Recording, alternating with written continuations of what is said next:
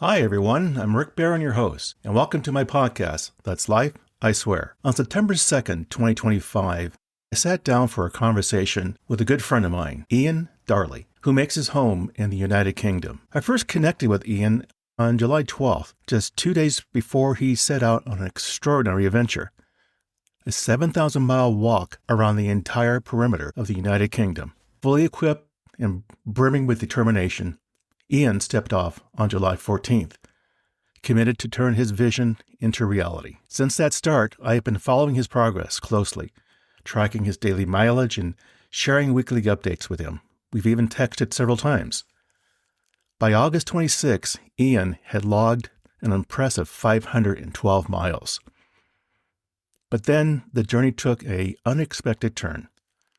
Painful foot troubles forced him to pause, and soon after came news that his father had fallen ill. Without hesitation, T returned home. In this interview, T opens up about where things stand now, caring for his father, tending to his own recovery, and mapping out his next steps to get back on the road. This is a story of resilience, family, and the winding path of a dream in progress. Again, here's our conversation that took place on September the 2nd, 2025. He's good. He's good. He looks like a different person now to how he was when I first came home on Thursday evening, Friday morning. So he's definitely picked up. Yeah, thank you for asking. But, so yeah, he's looking a lot better now. That's good to hear. My wife said to give you her best, and hopefully that your father will rebound and be healthy again. Yeah, I appreciate that. Thank you. Say thank you to your wife, obviously. But yeah, it looks a lot better. To be fair, when I saw him on Thursday, it's the weakest, and he's lost a lot of weight. Obviously, I've not been home for a couple of months, but he's lost a lot of weight.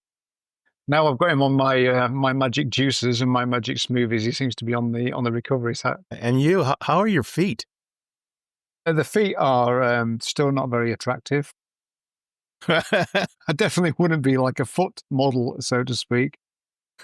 So yeah, people, when I'm walking around in my flip-flops, people are turning their nose up. But the feet themselves are recovering. Like I said, I have got a bad case of tis athlete's foot.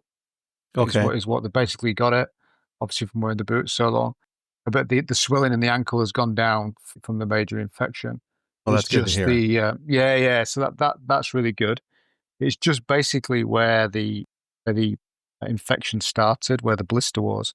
That's still not great. So that's why I ended up in A&E yesterday again, right, to get that looked at. So that's overall, great. Yeah. No, I mean, that's good. You had the mindset to go to the hospital and get it sorted out, because it's what you don't know that's going to hurt you. Yeah, exactly. Yeah. So, well, they did say when I first went to A&E, they basically said that, if you see like the getting like redder, sensitive to the touch, inflamed, then and get another look at it. So once the swelling had gone down, it became really sensitive. It's just like a bruise. I've never had anything like this before. It's like it's bruised the whole way around it, but I haven't banged it, so it seems a bit strange. But yeah, well, that's good. So listen, you went 512 miles, and along that way, you had a lot of interesting, obstacles, meeting different people. The thing that really grabbed me the most is in your videos. You really were conveying a lot of insight about life, is about the best way I can put it. Things you were absorbing that you kind of, like you say, we all take for granted. Yeah, it has changed me. I kind of knew that it would, but not to the degree it has. It's like deeply affected me. I'm not when I say that, I'm not being negative. It's like it really has opened my eyes to how much we take things for granted. Right. That's true. I mean, along the way when you were walking over those 500 miles, did you find yourself thinking, well, I didn't plan on this? And the best plans always go to crap, so to speak, because you never know what's going to be tossed at you. Because I found you were adapting and recalibrating your thinking. So was that something you thought you might be anticipating to deal with, or was it just happened? It's weird how it happened, really, because I don't know whether we discussed this previously, but how this came about was when I was talking to my cousin, when I was walking in Wales with him, and then the thought popped into my head about walking the entire length of the UK. He said to me, fair play for you to even have the idea of being able to do that, but your downfall will be your lack of planning. Like I don't plan, I just have an idea and then just go and see if it works. Right. But if you had have tried to plan that, what I've just done, it wouldn't have worked, because with the best laid plans, as you know, as you've been following the social media, you look at a sign, here's the path's supposed to be here, and it'd be in the sea. You know, so right. Well, that's not going to work. That's not going to work. No, not unless you can. That was the first week or so, I would say, towards the end of the first week. The first week, that was the main challenge. It was just like the signage was pointing somewhere and then the path didn't exist, or the signs had disappeared. And then like the apps, I was trying like several different apps to try and like manage like the route. They wouldn't negate where it was, or it'd show it's there and it wasn't there, or basically, there'd be like a big bramble bush that's overgrown, or the path would just be so overgrown because it isn't walked that you couldn't get through. Right. So then I had to, like I say, I had to completely, like, on the fly, basically, just try to just sort of navigate on the fly. Yeah, I was curious because I don't know the weather that well in the UK. The times of the year are different from where I live. But was there a reason why you went south instead of going north? And the reason why I asked that question, when you projected it was probably going to take you about 16 months to complete this journey, the weather conditions of where you would be come winter, like you would have been on the west side of the UK, were you trying to avoid getting stuck in a cold? I estimated 18 months. So I estimated roughly 400 miles a month, as we kind of like discussed. So I figured that would kind of put me kind of the southwest corner, maybe at winter time. But the thing I was conscious about, having lived in the Highlands, obviously the northeast part of Scotland, I didn't want to be there in the wintertime. So that was a major kind of the starting point, I suppose. Right, I don't want to be in the Highlands in wintertime. Well, I do, but not walking the coast solo, carrying a 21-kilo rucksack. No. So yeah, that was one of the elements. And to be fair, it just felt right to be going clockwise. But another element, even though I didn't plan at all really as to what I was going to be up against, some sort of gut feeling said that would be the worst bit. Like, and it kind of was. The Lincolnshire bit was like the hardest bit from a mental perspective. Being that was the first county I went through, was flat, it was dull, it was boring. But also, more to the point, it was where I had my biggest issues, or where I first started having the issues of water and food. Yeah, you talked about that a lot. Again, going back to the planning, the phase of this journey, and did you ever talk to anyone who perhaps did something of a similar nature, but not of this length, that said, okay, if you're going to do this, you might want to prepare the following list to at least give you a fighting chance to make the 7,000-mile journey? No, I didn't. Obviously, I've got my friend Karen Dark, who I do mention in the post. She's, like I say, ex-Paralympian, a professional. She's like a really good friend of mine. So she's like a professional adventurer. So she's like my adventure mentor, for want of a better word. However, nobody had really done what I was attempting to do. I could find on the internet. People have walked around the UK, done the full navigation of it. But the closest guy I did communicate with, I can't remember the guy's name, but he wrote a book called The Perimeter, and he was a photographer. So that's how I got to know it was 7,000 miles, because if you Google it, it's anything from 2,500 to like 12,500 miles. Right. But this guy had walked the entire length of the coast of the UK, but over the space of 5 years. So he'd gone and done a bit, photoed it, come back, photoed it.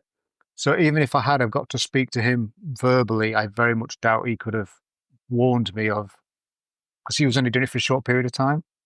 Yeah. So there was nobody to speak to. There was nobody to speak to, really. So in terms of your preparation, going back to the food and the water, did you think you had the right types of food? Because I kind of got the sense that either you took too much of one thing or you didn't have enough of the other. It might be ignorant. Like somebody might be listening to this and go, well, it's pure ignorance, really. But I don't think so. In the fact that I just thought there would be things en route that I'd just be able to pick up. My rucksack, my backpack, obviously all the tent and stuff like that, as we said, it's like it was solo, unsupported. So I had all my clothes in it, rucksack, everything basically, even cooking stuff initially. And that was already 18 kilos. And I was just carrying like snacky stuff with the intent that, I'd find a shop, a convenience store, there'd be something on the coast at least as I was walking through, which there was when I started off from Whitby, because it's more of a touristy, well-walked kind of place. But then I quickly found it's more convenience stores, that kind of thing. So it's not nutritional food. But then as I got like further down, especially like say when I got to past Hull and into Lincolnshire, that's where the problems really started happening, like after Skegness, because there's an area called the Wash, and just before that that's when there was like no water for 36 hours. I didn't even see a place I could get water, let alone food. So I saw one day, I saw one person on the coast. My gosh. So this is, when I speak to people about this, they go, I can't believe that in the UK, you can't comprehend that there wouldn't be water to hand. And again, it goes back to what you mentioned right at the very beginning, being so grateful and understanding of like the tiniest little things now. And like I say, it could be ignorant. It was now I know. It's okay once you know, right? So, because I did meet somebody coming the opposite way and they weren't walking as far as that. But I did say, well, there's no water between that point and that point. Like for 36 hours, you won't get water.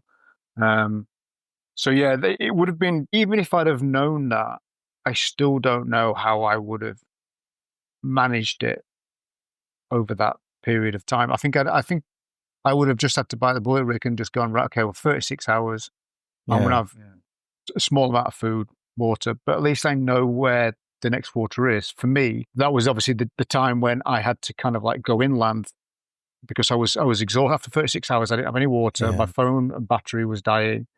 I had no food, and I was going to wild camp, and I'm like, I don't feel correct. I don't feel right. And that's when I walked inland.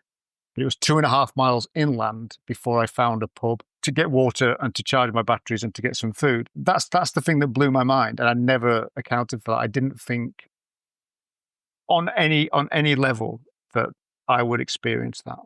Yeah. Well, the one thing I took notice of, and I guess more so when I was posting the dots on that National Geographic map of where you were and where you stopped, that I took notice of the legend on the map that called out campsites. And I didn't realize there were so many campsites on the shoreline of the UK. And what I was thinking was how, going back to where you say you appreciate those little things in life that you never realize just how precious they are. Every time you talked about finally being able to take a shower, the glow on your face was immense. Yeah. Yeah, just the tiniest things. Yeah. I mean, on Thursday night, I just made a joke to my parents' house. Obviously, this is where I come back to my parents' house. I says, I think that's the first shower I've had without the company of a spider for 2 months. So, you normally, I'm so grateful when you're at a campsite and you get a shower, but generally, like most campsites are a bit like rough and ready, and you're like, hey, spider, but there wasn't any in my parents' house. So yeah. Kind of going back to the conditioning of your feet. Did it come down to having the proper boots? Was it just perhaps you were walking too far in one day versus the next day? I mean, what contributed to that? I think you could make like maybe not a whole podcast, but you could, the foot thing is a whole subject in itself. So I think there are numerous factors involved with that. The main factor I would say is the fact that you've got two types of boot. You've got a waterproof boot or you've got a breathable boot. And my boot was waterproof, obviously, to taking account that I can only carry so much kit. So there's only one pair of boots and I wanted my feet to stay dry. That was my paramount first and foremost. But because when the weather is warm and you're in a non-breathable boot, your feet get hot, amplified by the fact I was carrying a K of extra weight. So then the socks, where I get too detailed, the socks get moist, traps the moisture against your feet, sweats. So your feet then kind of like overheat. So that was the main problem, is my socks were getting hot, sweaty. So even though I tried different socks like merino wool and stuff, when the moisture couldn't escape from the boot, so my feet were consistently like damp, for want of a better word. So obviously then when you got damp feet, it softens the skin, causes blisters. So there's that. So there's like so many things. As you know, for the social media, it was consistent nightmare trying for me to. I was going to like every 6 kilometers, I'd take my boots and socks off, like literally hang them on the back of my rucksack if it was windy, to try and dry my socks off, let my feet breathe. But I think 8 hours a day, 9 hours a day, wearing those boots, moist feet, it just added to it, just amplified it. And that was the first probably concern. Like I said, there was numerous concerns that started stacking up as I was going along: nutrition, water, and then my feet going. Like, because I was constantly thinking of not solving the problem for the next week, but solving the problem for the next 16 months. So had the adventure only been like an extra month long, I'd gone, okay, I'll suck it up. My feet will fix afterwards. Right. But I'm looking at my feet and going, how can I resolve this problem now? Because my feet won't survive 16 months of this. So you talked about two types of boots. Did you have both when you started this journey? No. So I only had the waterproof boots. I was wearing the waterproof boots, and I had a really beat up pair of running trainers. And the only reason I was really taking the trainers, it might sound petty, was the fact that if I didn't, because I only had like a little one-man tent, when I got out of the tent, if it was wet, I used my trainers so I didn't bring wet grass back into the sleeping bag, especially if it was like middle of the night or something. So they were solely there for that purpose. But I think from social media, I think it was like the end of the first week, ended up walking through a barley field, feet got absolutely soaked, everything was absolutely drenched. And then the next day, my insoles just ripped apart because they were just so wet through. So I ended up wearing my trainers that were unfit to wear for miles. And I wore my trainers and my flip-flops that day and walked 12 miles in my flip-flops and my trainers before buying a new set of boots. Well, knowing what you know now, should you, and I hope you can, attempt to get back to where you started and continue the 7,000-mile journey? I would imagine that even if you have a pair of both of those proper boots, that along that 7,000-mile journey, eventually you're going to have to buy a new pair of each along the way. Because I would assume you're just going to wear them out over the terrain that you're walking. It's true, yeah. So I mean, I say after the first week and those boots got wet through, they were my original boots, and I knew they'd only had like maybe a couple 100 miles left in them. So when when the waterproofing had failed on them, then I bought a new pair exactly the same, but they were only half a size smaller. But even over, I think it was only like 400k, only 400k. But they'd already started like wearing. It was only like 400k. If they'd already like lost like the grip at the back of the heels, they'd already gone flat. Gosh. Over 400. So I thought a pair of boots would probably last me 1,000 miles, 1,500 miles. Those particular Scarpa, they were their particular boots. They'd only lasted me like 300 miles, 3,500 miles. Well, along the way when you 10 pairs of boots. Yeah. I mean, along the way when you first started up to where you got to I think it was like 512 miles in total. What went through your mind? I mean, irregardless of, the various difficulties that you were having to deal with, but what was going through your mind when you're thinking about well, I'm going to walk 7,000 miles. I'm learning so much along the way. There's so many hurdles that I just did not anticipate. What did you learn about yourself within that time frame about what you were dealing with? It's it's a big question. A lot, a lot is the answer. I mean, I've always thought of myself as probably one of the most resourceful people I know. That, and I also believe that I've overcome quite a lot of adversity in my own life. And the reason I took this challenge on is to challenge myself again.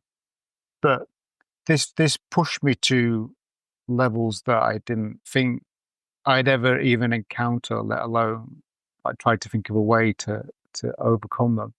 And obviously there was a time in Boston this time when I was dehydrated and exhausted, and I really questioned whether I could actually continue doing that. And it was Karen who provided some good advice, which was basically, in short, for the listeners of this, is like, don't make any rash decisions. Basically, when you're in the valley of despair, when you're at your lowest, like, wait to see like how you feel like tomorrow or whatever, because when you're exhausted, your mind was playing tricks on you. But I've never been in that place before, from a physical, mental, and emotional place. I was drained in all three of those areas. So I'm trying to answer your question in the fact that once I decided to continue, it was almost like an inner feeling, the same inner feeling that I'd had to go on the walk initially, the pull to adventure, if you want to call it. It was like somebody inside of me going, yes, yes, this is it. You've got, almost like saying, you've got so much more. Now you're understanding it. Now you're getting it. So once I'd overcome that feeling of kind of, you could say euphoria, really that sense of like, wow, most people would have quit here. I nearly quit here, but I continued. And then I was always excited about what's going to be the next hurdle, the next challenge. After that event, Rick, there was nothing that was going to stop me, really. Mm-hmm. I was looking forward, and I was anticipating more adversity, and I was going to be feeling like that again, which I did on numerous occasions. Sure. Well, I think with all of the, adversities, as you put it, I would imagine it must have, in your mind, tell you, you got through this one, you're going to get through the next one, and sometimes, and maybe the next one's going to be even worse. Well, like you were saying, don't panic, don't overestimate a call that you're going to regret, saying, oh, had I just been patient, I could have worked this out. All that said, have you spoken to your Olympian friend about what you encountered, what you've been sharing with me right now? And if so, did she offer any insight? Yeah. I mean, at that point, she said, don't panic, don't make a rash decision. So obviously she said, once I got going again, proud of you, and I said, you was right. Exactly the stages when you first start out, you're excited, then you start questioning yourself, then something happens, then you start doubting yourself. It's just like life. I related this journey and this walk to very much like living life challenges. I could relate it so much as I was going through. Then obviously she had like the words of encouragement, and then we speak on the phone. She's going, doing well. It seems like you've got these challenges. Seems like you've overcome the food one for now. So, we keep in touch. But it was so good. I'm a big believer in like modeling the people who've stepped before you, like standing on the shoulders of giants. And to me, Karen has done things that are just blow your mind, right? And she's paralyzed from the chest down. So to have her in my corner and giving me advice, and to say she's proud of me, was a huge lift for me. Wow. I mean, there's a friend. Oh my gosh, that is phenomenal. So all things considered, I know you're dealing with a lot right now, but should the circumstances present itself, are you going to restart the journey? And if so, are you going to go back to where you've stopped and continue from there? Yeah, I'm going back. 1,000%. 1,000%. I'm going back. Mm-hmm. And I will be starting like where the same campsite where all this all kind of ended. Yeah. Kind of the name of the campsite. I can't even pronounce the name of the campsite, but she was great. She was a bit of a head case. She was brilliant. She was good fun. But yeah, I'll be going back to the same campsite and then continuing where I set off from. So yeah. Well, I still have a map to finish. And I mean, honestly, every time I was posting I would take my wife out to show her the map because Right. I have it posted in my garage. Right. And he said, look how far he went today, and she was saying, wow, he's gone that far already. I said, yeah, he just has this mindset. He's going to do it. And he's charging away. And she felt very disappointed that you had to stop. I mean, for obvious reasons and for good reasons, you made the, obviously the right decision on what you had to do. But she is hoping that you will, when time permits, that you can restart, because to walk 7,000 miles, regardless of where you are, I just, I can't even think about that. I appreciate that.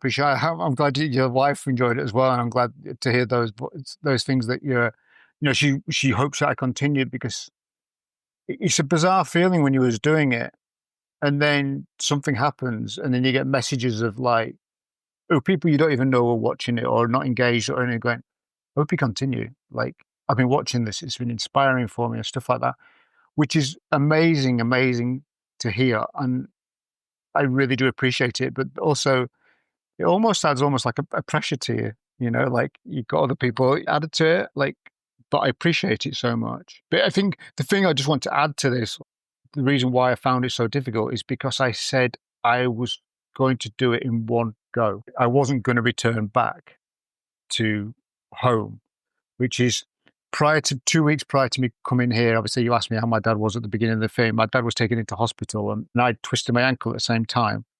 So I was laid up with my ankle, resting my ankle, when my dad got taken to hospital, and I was considering coming back because it was bad, and I didn't know whether I was going to see him again, which I have shared, but I didn't share it with anybody at the time. So that weekend was really, really tough for me. But it's because I'd said I was going to do it in one go, I didn't leave.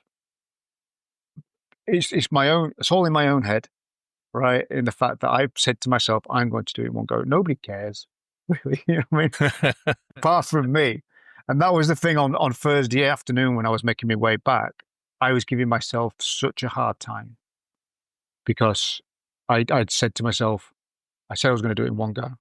Yeah. And now I've let myself down. But I wouldn't say you let yourself down. I mean, there are things in life that will happen to us that we just don't expect. And I think there's a hidden message here, I think, for you, with you and your father. And I think it's going to, help you even have that added strength to come back and do it again. You've learned, I have to imagine you learned a lot in those 512 miles. And I'd be curious to know, you did come across some individuals that you got to meet who were kind enough to, give you lunch and dinner. And I have to admit, I laughed very hard when you said you were sitting on a bench and this lady said, "Are you homeless?" I know, yeah, I know. I was funny. But it was funny because I was telling my daughter that when he came back. But my daughter turned around, she goes, "Yeah, but you are." So yeah, I have a great relationship. She was calling me that, because obviously at the time, obviously I hadn't shaved or anything like that. This is why I'm still wearing the hat, because I'll get a haircut tomorrow. So I'm looking forward to the haircut tomorrow, because obviously the hair's just like flipping bonkers, right? But yeah, the day the lady said, like, "You homeless?" I'm like, no. And I thought, yeah, actually I am. Good. So yeah. Well, knowing what you know now, and as I say, when the circumstances permit and you restart your 7,000 mile journey again, what do you think you're going to be doing differently in terms of, your food, proper boots, what have you, that you learn along the way, so that way okay, I'm going to start again. I know I'm going to encounter other dilemmas, and I've done this before. I'll get through it. But what goes through your mind in terms of preparation to restart? So my cousin will love this if he hears this interview. So I hate going to say this, but I am going to say this. I need to plan it. Yeah, I need to plan it. So now I know what I know. I can have a rough plan. So basically I can look at the map and go, right, okay, well, I can aim for this, but there's no guarantee I'm going to go that distance in that time frame. You can't tell whether it's on the beach. Sometimes you can't tell whether the path's missing, weather, injuries, etc., etc. Next time round is that I will say, okay, I'm going to attempt to do this in this space of time. Okay, well, I know there is a town there. I know that's where I can get supplies. That's maybe where I can get something posted. So a big thing, a real challenge with this is the logistics. So I got a nutritional company on board who was willing to help me called Precision Nutrition. They've been amazing, so I wanted to mention them. And they've gifted me with some samples, but I haven't been able to get them because I didn't know where I was going to be at any specific time. So that's something that I'd have to overcome logistically, because even though you can get things posted to places, if it's a locker, again, which lockers are, the postal locker kind of things, like Amazon kind of things, but other ones, they're few and far between in places on the coast. So I'd have to find a town that has a locker, and then I'd have to estimate what time I get to that town within a 48-hour window. Otherwise, that food will go back. So that's a key thing that I'll have to logistically get my head around and try to organize, which is, if it was just that, the thing is Rick, is that all these things stack upon each other. So a lot of the time, there's no signal, even if it's a more of a populated area on the coast, there's no signal for your mobile phone because it's flat. There's no towers, whatever. So you can't always get a signal either. So trying to negotiate or trying to communicate with people, this is hence why a lot of the social media was just sporadic. I couldn't post consistently because the signal or the distance between charging my phone was such a long period of time that I couldn't waste battery. So there's all these logistical things that I'd have to try and overcome. So I did get, answer your question, it's just like loads of different things that I thought would overcome. So I got a solar panel backpack to hang off the back of the rucksack, right? Which helps to charge the phone up. But if I go back in, say, end of September, it's not going to be quite as sunny. So that's not going to work anymore. So there's just so many things to try and, at least I'm trying to answer the question.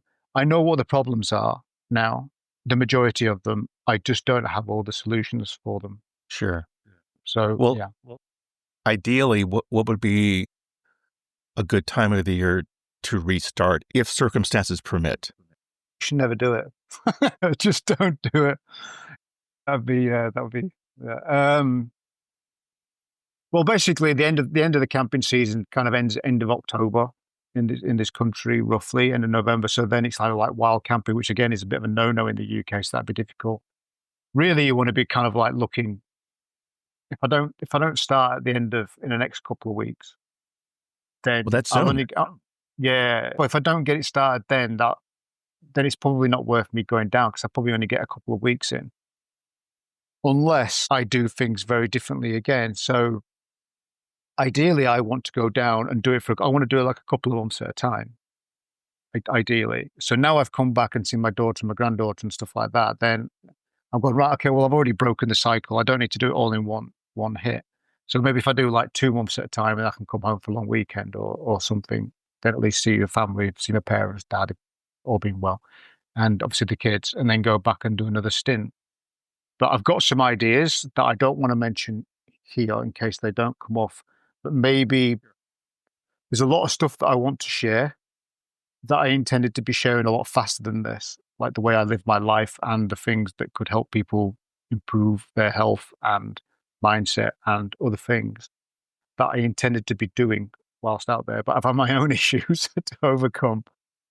So I'm basically thinking that when I go back on the path, I might do things a little bit differently. And rather than thinking it's just about me walking 7,000 miles around the whole of the UK, more about me sharing the way I live my life and the skills that I've learned along the way, putting those skills to use to show people that you can take on something that's brand new, even in the strangest of circumstances, and right, overcome it.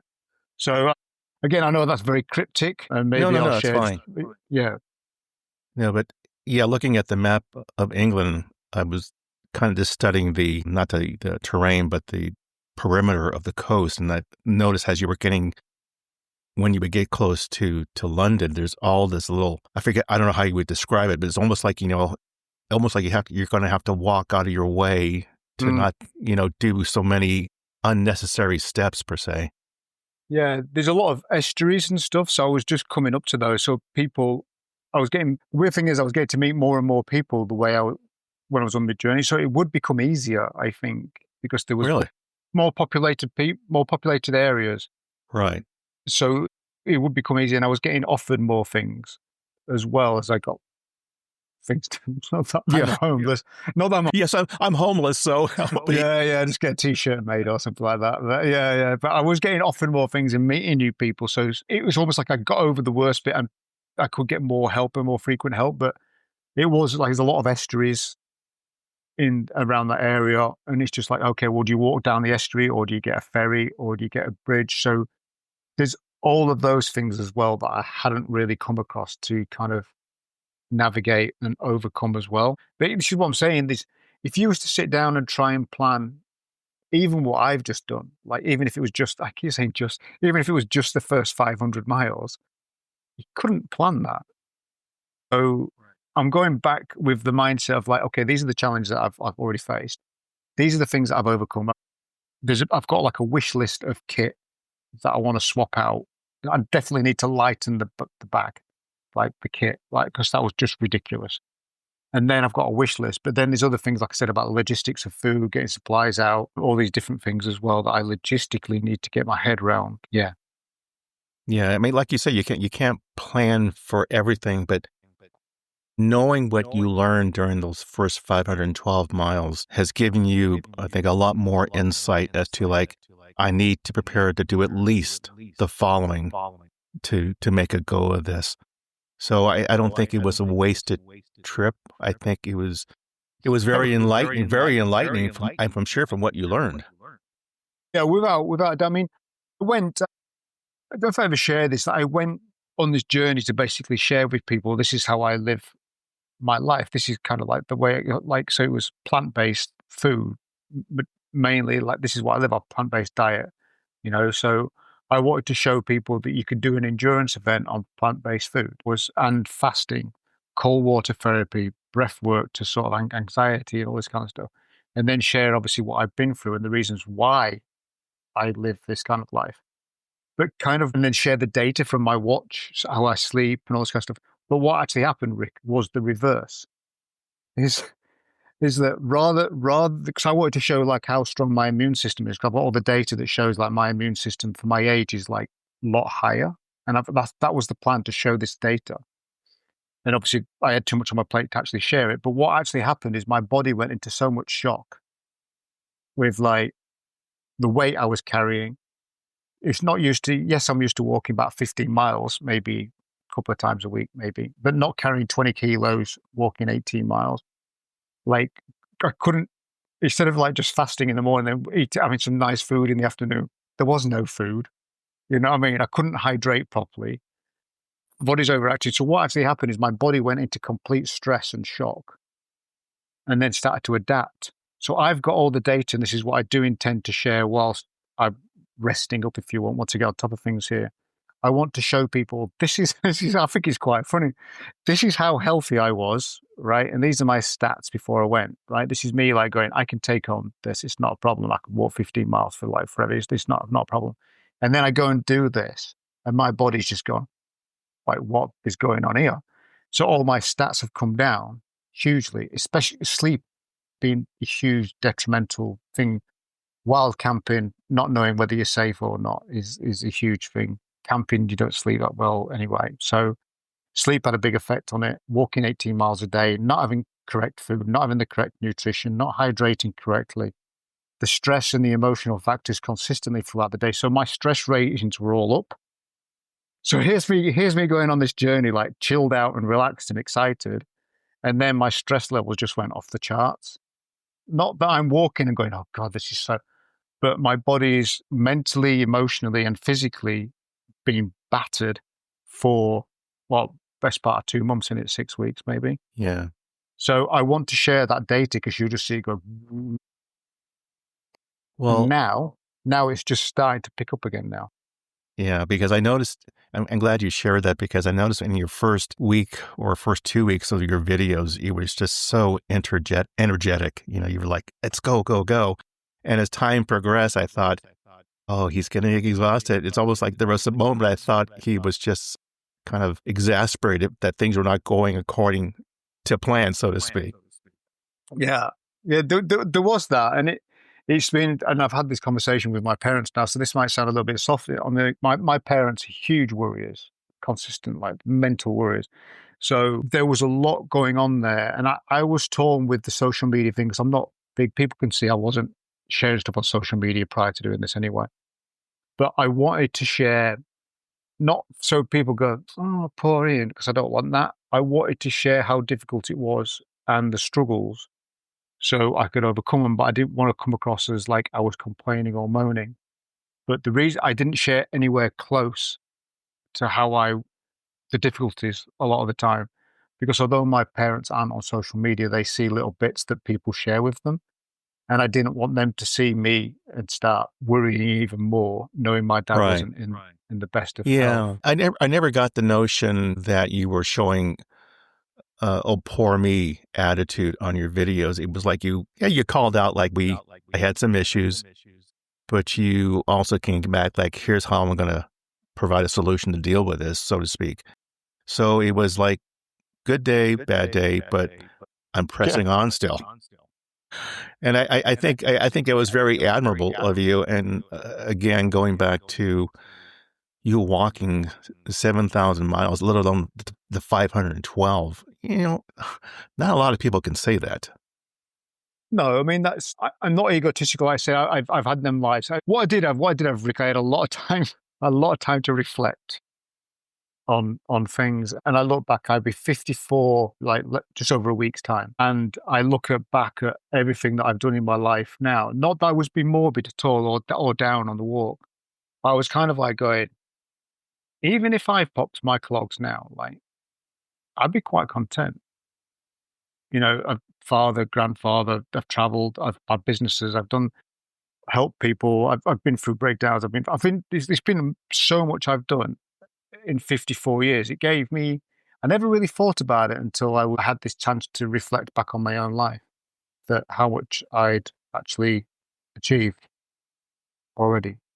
Yeah. Well, I hope you can come back and do it. I really want to see you succeed at this. And, you say you're going to be 54 in a week's time or so? Yeah, the 12th of September. So what's that, like about 10 days maybe? Yeah, 10 days. Well, I'm going to be 76 on the 8th of September. So, I guess what I'm getting at, Ian, is, never have doubts, even though when you attempt this again, and I really want you to do this and succeed. And then trust me, when you're done with this, and I know you will, I'm serious, I'm going to mail you that map.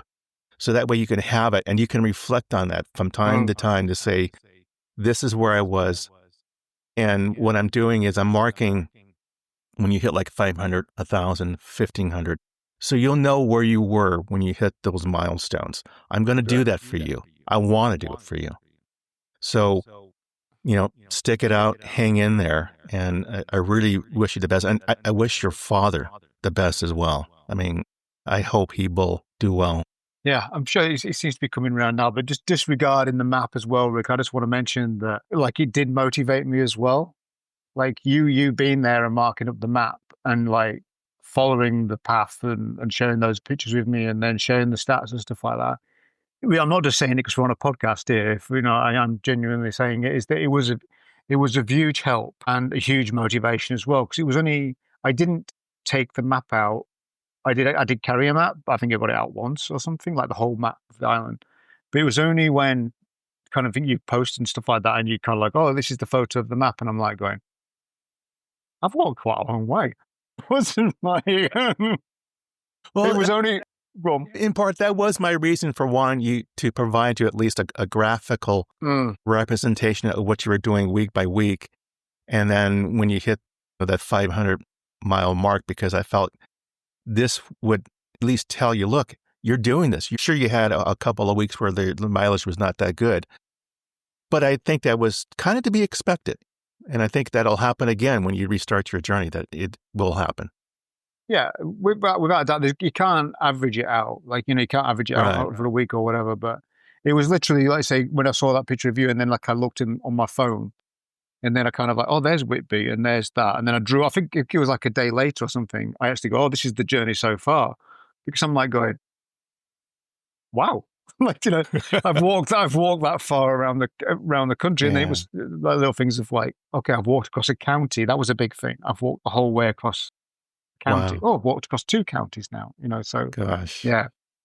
Well, I want to wish you the best of luck, and I thank you for taking the time to speak with me. And I just want to double check with you too. I think this has been a very good discussion. So do you mind if I publish this discussion on my podcast? Of course, yeah, go for it, man. Yeah, Appreciate it. without a Thank shadow of you. a doubt. I've been looking forward to like catching up with you, Rick, because obviously you have been a big support. You've always been there in that corner as well. I'm happy to do it. Genuinely do, and it has been heartwarming and quite emotional, really, when people have reached out to me that I don't even know, who have said you've inspired to walk again, or you've inspired me to do this or whatever. Following this, hope you don't give in, hope everything's well with your family. Strangers, and that makes me emotionally, quite emotional, really. I suppose, like just the fact that I with support and help of other people, that we're making this happen. So yeah, I will be Well, back. absolutely. Good. I'm happy to hear that.